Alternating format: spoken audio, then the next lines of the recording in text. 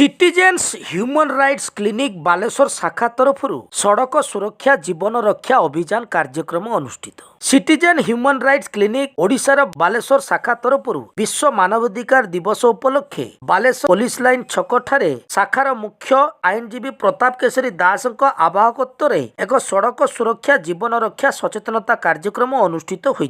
सचेतनता कार्यक्रम को मुख्य अतिथि भाव बालेश्वर जिला आरक्षी अधीक्षक श्रीजुक्त राज प्रसाद जोग दे आनुष्ठानिक भाव उद्घाटन करने सहित सड़क सुरक्षा और ट्राफिक नियम मानि गाड़ी चलाइबा पई जनसाधारण निमंते वार्ता रखिथिले। संगठनर राज्य सभापति ओडिशा पुलिस प्राक्तन महानिर्देशक गोपबंधु मल्लिक, प्रोफेसर रश्मि राउल, प्रोफेसर जयकृष्ण महंत, शिल्पोद्योगी नृसिंह चरण नंद कार्यक्रम जोग दे गाड़ी चालक मानक पई निजर सचेतनता वार्ता देवा सहित वर्तमान संतुलित परिवेश प्रति सजग हेबा पई जनसाधारण प्रति अनुरोध वार्ता रखिथिले। एही परिप्रेक्षी संगठनर समस्त सदस्य शताधिक छात्र छात्री मानकर एक विराट शोभायात्रा पुलिस लाइन छक स्थित आंबेडकर प्रतिमूर्ति स्थल ठारू बाहरी स्टेशन छक फकीरमोहन गोलेई देई भांडी छक पर्यंत सड़क सुरक्षा जीवन रक्षार विभिन्न स्लोगान दे लोक मानकु सचेतन करबा सहित बिना हेलमेट रे गाड़ी चलाई आसुतबा चालक मानकु गोलाप फूल देई दुर्घटना और जीवन प्रति विपद थिबा विषय सचेतन कराइथिले और ट्राफिक नियम मानि गाड़ी चलाइबा पई परामर्श देइथिले। उक्त कार्यक्रम को संगठनर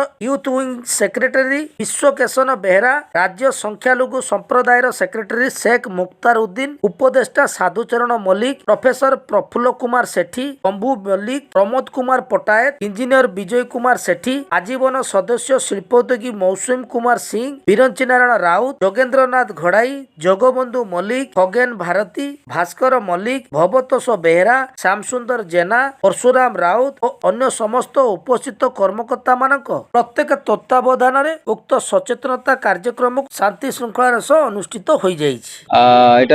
बहुत बढ़िया इनिशिएटिव अच्छी दिहाती आमर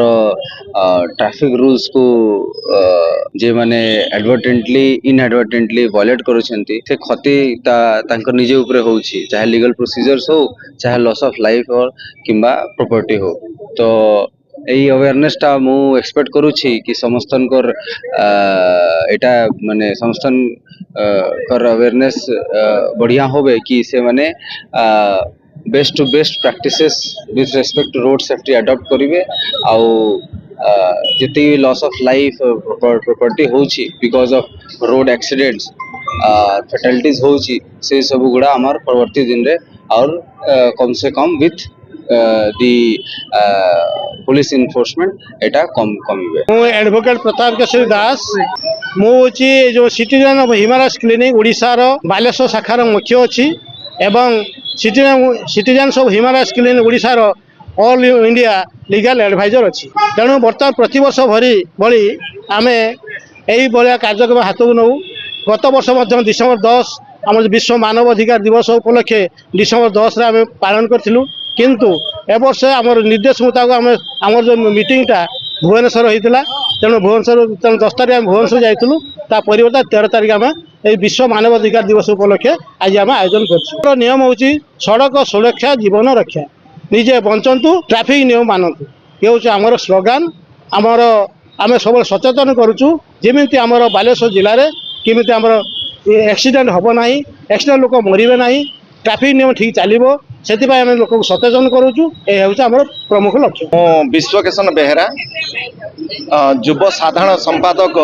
CHRC ओडिशा। आज कार्यक्रम हूँ सड़क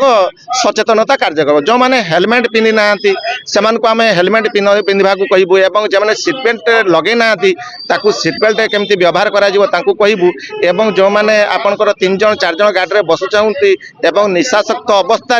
रास्तार जाऊँच से मैंने निजे बुझी पारना जीवनटा केते मूल्यवान, कहीं जीवन उपरे समग्र परिवार ही निर्भर करे, ता सहित ए देश भी माने निर्भर करे। निश्चित भाव में तृणमूल स्तर में प्रयास करा जिवो। तेणु आम जो ह्यूमन राइट्स तो गोटे कार्यक्रम करूनी, अनेक कार्यक्रम रही से आम द्वारा जी बर्तमान आमर नुआ ए संगठन तैयारी होती तेणु आमर मेंबर संख्या भी कम अच्छा बर्तमान बालेश्वर पाखापाखि 30-35 अच्छा तथापि यथेष्ट है आस्ते आस्ते आमर लोक संख्या मेंबर संख्या बढ़िले ए कार्यक्रम शिक्षा क्षेत्र सबु क्षेत्र में आम लगे उन्नति केमती हो